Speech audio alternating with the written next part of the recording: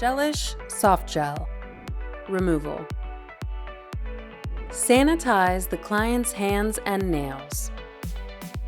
Remove lacquer and reduce nail length.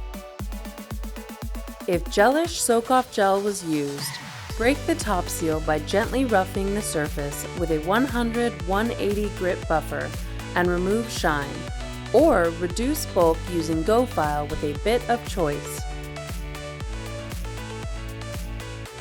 Saturate a cotton pad or wrap it off foil wrap with artificial nail remover. Place onto the nail and soak for 15 minutes. Remove foil. Gently remove any remaining gel. Continue to soak if needed. Lightly buff nail surface with a 100-180 buffer. Massage Nourish Cuticle Oil into the skin surrounding the nail plate.